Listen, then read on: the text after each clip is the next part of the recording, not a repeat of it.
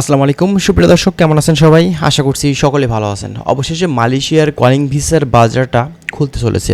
অবশেষে বড়সড় সুসংবাদ আমরা কিন্তু পেতে চলেছি।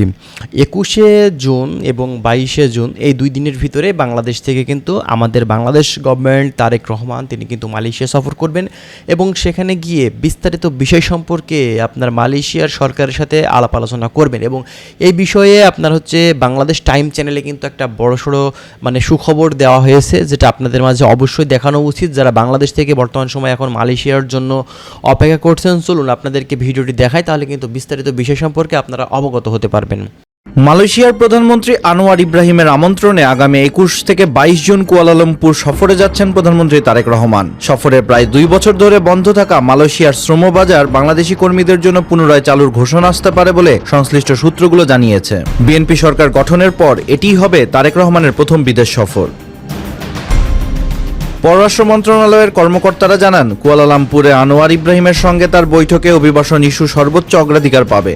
পাশাপাশি বাণিজ্য, বিনিয়োগ, জ্বালানি, উচ্চশিক্ষা, কৃষি, হালাল খাদ্য, সুনীল অর্থনীতি, রোহিঙ্গা সংকট, আসিয়ান ও আন্তর্জাতিক বিভিন্ন বিষয়েও আলোচনা হতে পারে। পাশাপাশি মালয়েশিয়া সফরের পর 23 থেকে 26 জুন চীন সফরে যাওয়ার সূচি রয়েছে প্রধানমন্ত্রীর বলে জানায় মন্ত্রণালয়।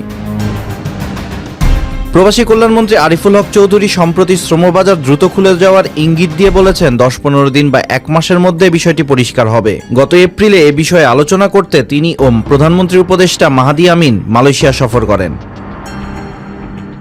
2024 সালের 31 মে থেকে বাংলাদেশি কর্মীদের জন্য মালয়েশিয়ার শ্রমবাজার বন্ধ রয়েছে। অন্তর্বর্তী সরকারের সময় একাধিক চেষ্টা হলেও বাজারটি খোলা যায়নি। বর্তমানে বাজার পুনরায় চালুর উদ্যোগ নিয়েছে বিএনপি সরকার। তবে রিক্রুটিং এজেন্সি ও অভিবাসন বিশেষজ্ঞরা সতর্ক করে বলেছেন, বিদ্যমান সমঝোতা স্মারক সংশোধন না হলে অতীতের সিন্ডিকেট ভিত্তিক কর্মী পাঠানোর ব্যবস্থা আবারও ফিরে আসতে পারে।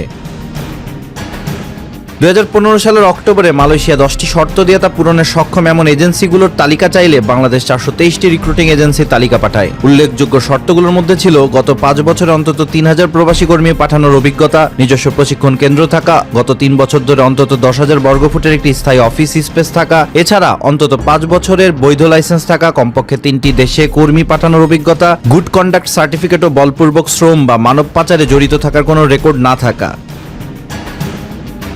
বিএমইটির তথ্য অনুযায়ী 2023 সালে সর্বোচ্চ 3,51,683 বাংলাদেশি কর্মী মালয়েশিয়ায় গিয়েছিলেন। এর আগে 1978 সালে প্রথম 23 জন বাংলাদেশি শ্রমিক দেশটিতে যান এবং 1992 সালে দুই দেশের মধ্যে আনুষ্ঠানিক জনশক্তি চুক্তি স্বাক্ষরিত হয়।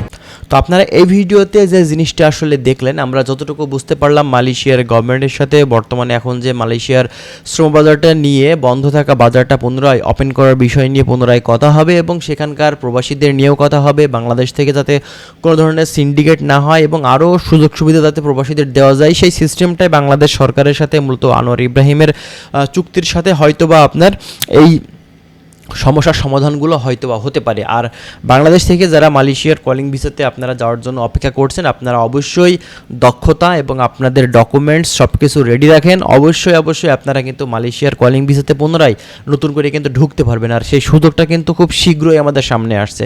তো যাই হোক, আমরা আরও নতুন আপডেটগুলো আপনাদের মাঝে দেওয়ার চেষ্টা করব। তার জন্য আপনারা অবশ্যই আমাদের চ্যানেলের সঙ্গেই থাকবেন। আমরা চেষ্টা করছি বিভিন্ন বিষয় সম্পর্কে আপনাদের অবগত করার। ভালো থাকবেন, আল্লাহ হাফেজ।